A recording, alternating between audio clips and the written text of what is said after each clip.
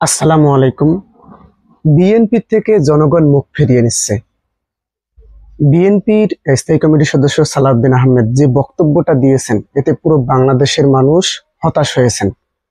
তিনি স্পষ্ট ভাষায় বলে দিয়েছেন, ডক্টর ইউনূস পদত্যাগ করলে ডক্টর ইউনূসের বিকল্প তারা খুঁজে নেবে, কিন্তু চুপ্পুর বিকল্প তারা খুঁজে পায় না।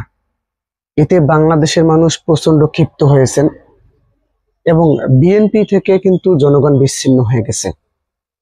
এই যে আজকে ডক্টর ইউনূস ক্ষমতায় টিকে আছে, এর মূল মাস্টারমাইন্ড কিন্তু বাংলাদেশ জামাতে ইসলামী ও ইসলামী ছাত্র শিবির। আপনারা জানেন, ডক্টর ইউনূসের পদত্যাগ করার কথা ছিল, কিন্তু আমিরে জামাত ডক্টর শফিকুর রহমান উনি সর্বদলীয় একটা বৈঠকের আহ্বান করালেন এবং বৈঠক করলেন। সেখানে আহ, ডক্টর ইউনূসকে সংস্কার দুইটি মূল পয়েন্ট দিয়েছেন আমিরে জামাত। সংস্কার করতেও বলেছেন, আবার নির্বাচনের রোডম্যাপ চেয়েছেন, কিন্তু সংস্কারের আগে কখনোই নির্বাচন চায় না জামাত। এই যে ডক্টর ইউনূস ক্ষমতায় বসেছেন, সেটাও কিন্তু এই যে জুলাই আন্দোলনে ইসলামী ছাত্র শিবিরের ভূমিকা সবচেয়ে বেশি ছিল, আপনারা অবগত আছেন। এখন আবার ডক্টর ইউনূসের যখন পদত্যাগের সময় এলো, ডক্টর ইউনূস এক পর্যায়ে বিরক্ত হয়ে বিএনপির এই যে আন্দোলন, অবৈধ নির্বাচনের বৈধ মেয়র, এইসবে বিরক্ত হয়ে বিএনপি দ্রুত নির্বাচন চাওয়া, এইসবে বিরক্ত হয়ে কিন্তু ডক্টর ইউনূস পদত্যাগের ঘোষণা দিলেন। ঠিক তখনই কিন্তু আবার ওই জামাত শিবিরেই কিন্তু ডক্টর ইউনূসের ক্ষমতা টিকিয়ে দিলেন। এখন জামাত ইসলামী কিন্তু বাংলাদেশে সবার সবচেয়ে প্রিয় হয়ে গেছে। এক কথায় জনগণ কিন্তু জামাতের দিকে তাকিয়ে আছে। অনেকেই ধারণা করছেন যে আগামী রাষ্ট্র ক্ষমতায় বাংলাদেশ জামাতে ইসলামী যেতে পারে। আর বিশেষের কারণ হিসেবে দেখা হচ্ছে ইসলামী ছাত্র শিবিরের ভূমিকা। ইসলামী ছাত্র শিবির কিন্তু সবচেয়ে গুরুত্বপূর্ণ ভূমিকা পালন করেছে, জুলাইও পালন করেছে, আবার এই যে ডক্টর ইউনূসের পদত্যাগ এই সময়ও কিন্তু আহ ইসলামী ছাত্র শিবির সবচেয়ে গুরুত্বপূর্ণ ভূমিকা পালন করেছে। এই যে বিএনপির এরকম বিস্ফোরক মন্তব্য, এই যে গতকাল বৈঠক হওয়ার পরেও বিএনপি বলতেছে দ্রুত নির্বাচন দিন, ডিসেম্বরের মধ্যে নির্বাচন দিন, না হলে পুরো বাংলাদেশের গ্রাম নাকি শাহবাগ হয়ে যাবে। মানে এসে এরকম কথা শুনে কিন্তু ডক্টর ইউনূস পদত্যাগ করতে চেয়েছেন। এইটা কিন্তু আপনারা জানেন, সবাই বোঝেন। ডক্টর ইউনূস কিন্তু এবার কড়াভাবে হুমকি দিয়েছেন যে যদি এরকম চাপ সৃষ্টি করা হয়, আবার ডক্টর ইউনূসকে যদি সংস্কার এবং বিচার করতে বাধা দেওয়া হয়, তাহলে কে বা কারা এসব করতেছে, এসব কিন্তু কিন্তু তিনি জনগণকে ঘোষণা দিয়েই কিন্তু পদত্যাগ করবেন। তার মানে বোঝা যাচ্ছে যে তিনি বিএনপি কে ইঙ্গিত করে এই কথাটা বলেছেন। কেননা এখানে নির্বাচনের জন্য শুধু কিন্তু বিএনপি চাপ দিচ্ছে, আরো অন্যান্য যে রাজনৈতিক দলগুলো আছে তারা কিন্তু কোনোভাবেই ডক্টর ইউনূসকে চায় না যে আহ, দ্রুত নির্বাচন হোক ডিসেম্বরের মধ্যেই। হ্যাঁ, বিএনপি কে এই যে ডক্টর ইউনূসের পতন ঠেকাতে জামাতে ইসলামী একটু নির্বাচন ইস্যুতে নরম হয়েছে, এটা স্বাভাবিক। কেননা বিএনপি বর্তমানে একটা বড় রাজনৈতিক দল। তারা তাদের কিন্তু সরকার থেকে প্রশাসনের সব জায়গায় লোক আছে, তো তারা কিন্তু চাইলে যে কোনো সময় যে কোনো ঘটনা ঘটাতে পারে। আর বিশেষ করে তাদের সেনাবাহিনীর প্রতি যে প্রেমটা, রাষ্ট্রপতির প্রতি প্রেম, বিএনপির ভারতের ফাঁদে পা দিয়েছে, আপনারা তো শুনেছেন এটা।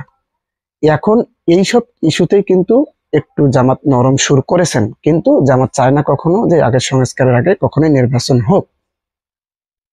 আর ডক্টর ইউনূসকে তো আসলে জনগণ 5 বছরের জন্য ক্ষমতায় চায়, এটা সবাই চায়। প্রায় প্রায় 80%-এর উপরে লোক চায়, বিভিন্ন জরিপে দেখা গেছে। তো এখানে আসলে বিএনপি শুধুমাত্র দ্রুত নির্বাচন চাচ্ছে, তো যেহেতু তাদের প্রশাসন থেকে সরকারও লোক বসে আছে, সেহেতু তাছাড়া সেনাবাহিনীর প্রধানকে তারা হাতে নিয়েছে। মূলত তারা এই যে এত বছর যে ভারতের বিরুদ্ধে তারা যেতে চাচ্ছে না, তারা মনে করতেছে যে সেনাবাহিনীর এবং ভারতের সাথে সুসম্পর্ক থাকলেই তাদের ক্ষমতাটা দীর্ঘস্থায়ী হবে, যেমনটা করেছে আওয়ামী লীগ সরকার। তারা এতদিনে এটা বুঝেছে যে ভারতের সাথে সম্পর্ক খারাপ করে কখনো বাংলাদেশের ক্ষমতায় টিকে থাকা যাবে না। এই জন্যই কিন্তু তারা এই যে সেনাপ্রধান বলেন, রাষ্ট্রপতি বলেন, ভারত বলেন, এদের ফাঁদে কিন্তু পা দিয়েছে। আর তাছাড়া বিএনপির স্থায়ী কমিটির সদস্য সালাউদ্দিন আহমেদ যে বিস্ফোরক এই মন্তব্যটা করেছেন, এতে কিন্তু সবাই তীব্র নিন্দা এবং প্রতিবাদ জানিয়েছেন। এটা বাংলাদেশে কি কখনো সম্ভব? ডক্টর ইউনূসের বিকল্প আছে, বিকল্প বিএনপি বেছে নেবার, চুপ্পুর বিকল্প বিএনপি বেছে নিতে পারবে না, নেই, বিকল্প নেই, এটা কখনোই আসলে সম্ভব না। তো আসলে এর পরিপ্রেক্ষিতে বোঝা যাচ্ছে যে আগামীতে যদি একটা সুষ্ঠু নির্বাচন হয়, তাহলে এইখানে অবশ্যই অবশ্যই বাংলাদেশ জামাত ইসলামী ক্ষমতায় যাবে। কেননা আপনি দেখবেন এখানে এখানে ইসলামী ছাত্র শিবিরের যে গুরুত্বপূর্ণ ভূমিকাটা আছে, এটাই কিন্তু সবারই মন জয় করে নিয়েছে। সেটা বলেন যে কোনো ধরনের সাংবাদিক, জুলকার নায়েক বলেন, আরো সব সব দলের মতে নির্বিশেষে কিন্তু ইসলামী ছাত্র শিবির সবার মন জয় করে নিয়েছে। তো এক্ষেত্রে কিন্তু বাংলাদেশ জামাত ইসলামী অনেকটাই সুবিধায় আছে। আগামীতে তারা বিপ্লবী বলতে তারা কিন্তু সরকার গঠন করতে যাচ্ছে, যদি নির্বাচনটা সুষ্ঠু হয়। আর বিএনপির যে অবস্থা বর্তমান দেখা যাচ্ছে, সেটা জনগণ থেকে তারা কিন্তু খুবই বিচ্ছিন্ন হওয়ার পথে বিচ্ছিন্ন হতে যাচ্ছে। শুধুমাত্র খালেদা জিয়া এখনো আছেন বিথায় একটু হয়তো জনগণটা একটু নরম সরম হতে পারে, কিন্তু খালেদা জিয়ার পরে যে নেতৃত্বগুলো আসবে সেগুলোতে আসলে জনগণ কখনোই আসক্ত হবে না। তো বিএনপি আসলে ভারতের পথে পা দিয়েছে, এটা বাংলাদেশের জনগণ কখনোই চাইবে না যে ভারত বাংলাদেশে আহ এসে শক্তিশালী ভাবে রাজনীতি করুক, যেমনটা করেছে শেখ হাসিনার সময়। তো সেক্ষেত্রে বিএনপির দিকে আলাদা, তারা ভাবতেছে যে সেনাবাহিনী এবং ভারতের আহ সমর্থন ছাড়া বাংলাদেশের ক্ষমতায় টিকে থাকা সম্ভব না। হ্যাঁ, তারা এটা বুঝেছে, এই বিগত 17 বছরে বুঝেছে এটা। এই জন্যই কিন্তু তারা ভারতের পদে পা দিয়েছে। তো বিএনপি কিন্তু ভারতের পদে পা দেখ আর সেনাবাহিনীর পদে পা দেখ, কিন্তু জনগণ কিন্তু বুঝে গেছে, জনগণ থেকে কিন্তু তারা বিচ্ছিন্ন হয়ে গেছে। এখন কিন্তু আগামীতে রাষ্ট্র ক্ষমতায় বসতে যাচ্ছে বাংলাদেশ জামাতে ইসলামী।